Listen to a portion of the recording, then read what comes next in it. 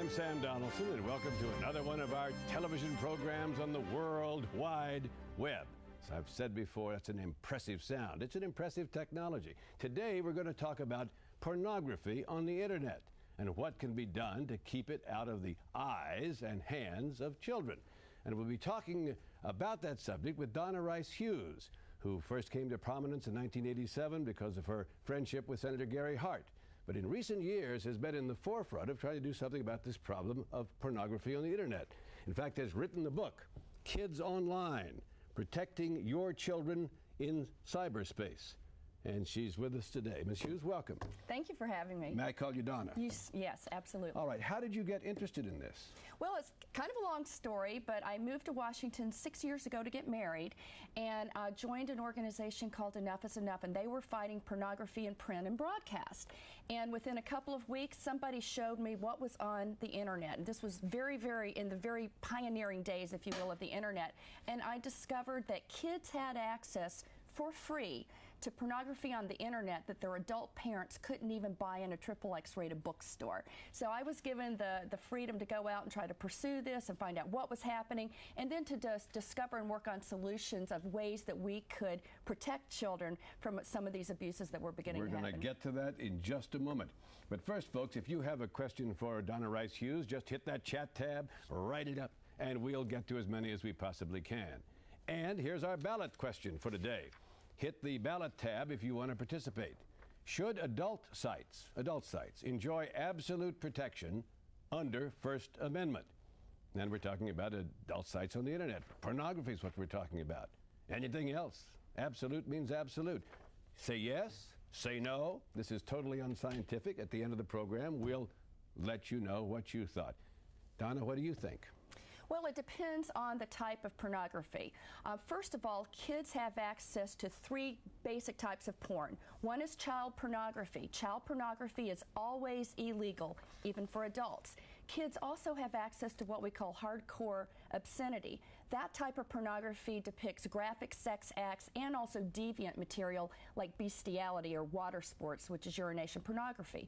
That kind of pornography is also illegal for adults. Then we have the classification of pornography that most of us are familiar with. It's called harmful to minors, and that's where the Playboy penthouse types of pornography fall under that category. So it's all available to kids. So I believe that the child porn and the obscenity, those laws need to be enforced. That kind of material has no business on the internet. The adult material needs to be segregated away from kids, much in the same way we do in print and broadcast. Okay, let's look at a question from Peggy, who says, what can parents do to get the government to restrict pornographic websites? And before I ask you to answer, let's remind everyone that the Communications Decency Act of 1996, which attempted to prohibit indecent material over the internet, was struck down as being contrary to the First Amendment.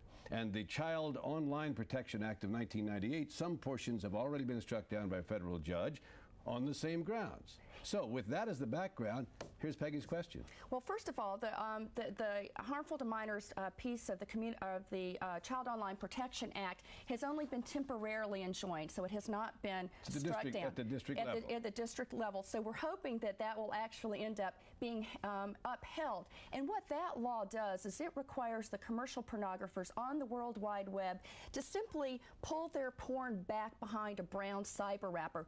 Consenting adults over 18 can get these free pictures. Children could not. And that was really a rifle shot approach, whereas a shotgun approach was taken with the Communications Decency Act. Now, one of the things we'd like to see, like I said earlier, is that the child porn laws and the obscenity laws be adequately enforced. And unfortunately, Sam, we haven't had one internet obscenity prosecution ever Even on though the internet. The parts that you have described as being illegal are illegal. Yeah, it's prosecutable. But no one's gone out there. The cop hasn't shown up on the beat. That's right. Okay, next question from M. Mann. I take it that's M. Mann's name. We didn't make these up, folks. Which is better for a school environment, filtering software or safe internet service providers? And use this question to describe the ways that you could perhaps block pornography from coming into your home set? Well, that's a great question. First of all, anytime there's unrestricted access, that means you don't have any type of filter in place, whether it's through a clean ISP, and that's where the service provider actually does the blocking for you. Time out. clean ISP. Remember, I'm just learning this technology. What in the Lord's name is a clean ISP? I'm sorry, that's just a little term that I coined years ago, but an internet service provider is an ISP, and what I refer to as a clean ISP is a service provider who has the filtering on their own server. AOL is an internet service provider? They absolutely are. And do they have a clean ISP? No, they don't. But what they have, they do have an option to set parental controls, but you've got to opt into that. Whereas there are clean ISPs like Family Click that I'm actually working with now as an advisor that put the filtering on their server, and they take the guesswork out. And this is particularly good, by the way, Sam, for parents who may not feel that comfortable with the technology themselves. It's like the plug-and-play approach. But as far as the school environment, it really does depend on how they have networked their computers. Either can work, but it's very important that schools do have protective technology in place, because the kids can accidentally come across pornography. They do not have to go looking for it. One of the people on our trustee staff provided me this morning with, I think it was an AP story from Palm Beach, that Palm Beach County libraries are being criticized because teens are viewing pornography on their computers, and officials are not stopping them. Apparently the libraries do not allow this on the computers being used in the teen section, but do for the adult section, and they let the teens go to the adult section. Thank you very much.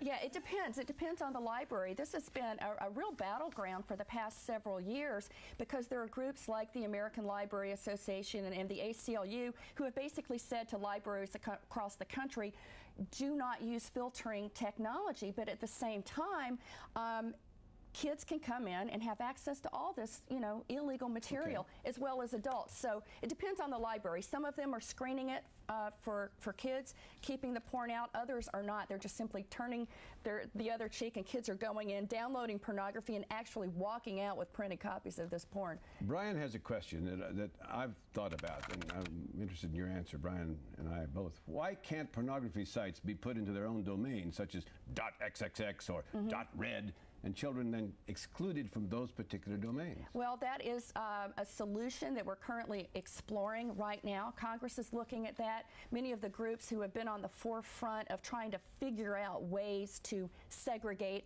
the adult protected porn away from kids have been examining this, and there are lots of issues around it, and it's something that if we can make it work in a body of law, that is, that I would be very supportive of, because ultimately protecting kids is the goal, and so something like that could work, but it'd have to be constructed. Okay, we're going to take a break here. Before we do, we have a resource tab, and people can hit the resource tab, and they can find out a lot of things. As usual, I haven't a clue as to what's on the... Here he comes, Howard, the producer. Are you there, Howard? I'm right here, Sam. We've got lots of links today to Donna's own website, protectkids.com, also to netmom.com, to filteringfacts.org, which will tell people how to use... What is netmom.com, Howard? That's a family-friendly guide to the internet, Sam. Okay, anything else on our... Well, the Freedom Forum is on there, as well as the United Nations Educational, Scientific, and Cultural Organization, which has information about the dangers to children online. And also there's a link to the National Center for Missing and Exploited Children. Okay. Donna, we are going to take a break, but Howard has just said that one of our resource tabs links to your website. In 10 seconds or less, what's on your website? Well, a lot of information that's in the book I have on the website for free at protectkids.com, and also links to a lot of great content, because it's not only important to protect kids from the bad stuff, but point them towards the good. We'll be back with more from Donna Rice Hughes and more of your questions in just a moment. But first, this important message. We're back, and by the way, if you have a question for me, Donna Rice is with us today, Donna Rice Hughes. If you have a question for me, just hit the tab which says email and type it up, because we'll have another one of those Ask Sam shows in a couple of weeks. We've had 2. Apparently they've done well enough. No more hair questions. I answered that question in October. You can go back to the archive and you can see exactly what I said. Well, we don't have time to repeat ourselves. All right. No, okay. Donna Rice Hughes is our guest today. We're talking about internet pornography, and we have a question now from Dave. Is there a way to track where my kids have been in cyberspace? The history files seem to be of little help.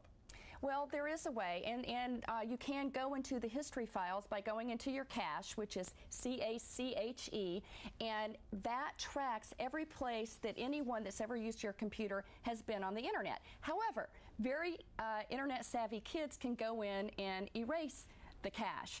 There's also filtering technologies that will help a parent monitor where their kids have been. And I actually spend an entire chapter in my book talking about all the different kinds of technology and tools that are available to help parents. Because in the final analysis, it's like television.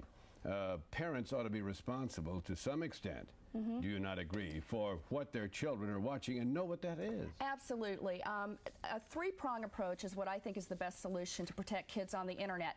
Parents have a role, and anyone at the end user, so that would also include schools and libraries. The technology industry has a role just by developing filtering technologies and cleaning up their own act. And the clean ISPs like FamilyClick.com, you know, really do help parents. But then there's also the role for law enforcement, and each one has to be doing their part because each one provides an essential layer of protection to make sure that kids, when they're online, they have a safe and rewarding experience. Okay, next question comes from Jennifer, who asks, we recently got emails inviting us to view porn sites.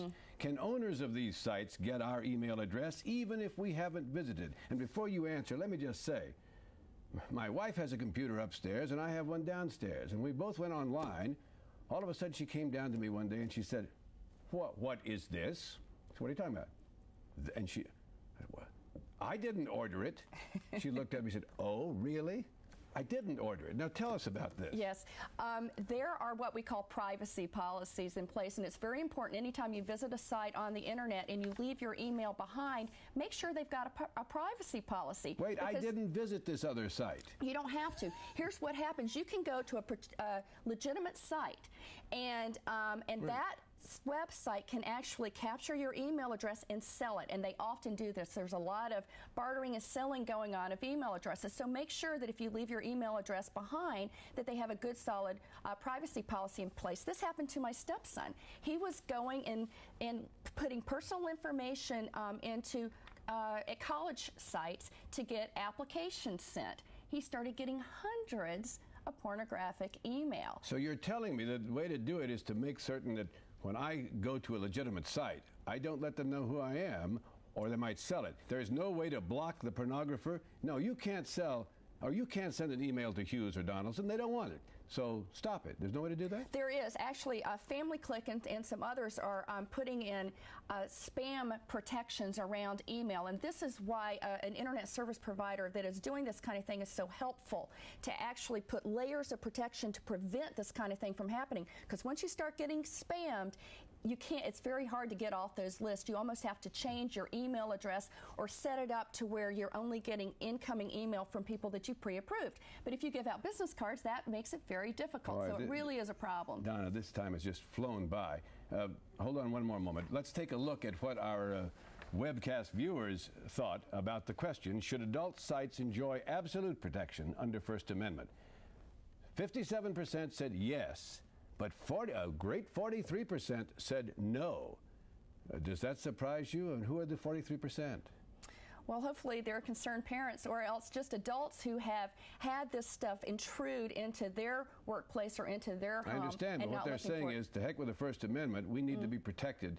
We adults. Right. Not the children. Well, we invite people to give their views, and then I whip them for it? No, I don't think that works. Donna Rice Hughes, thank you very much for being with us. Thanks for having me.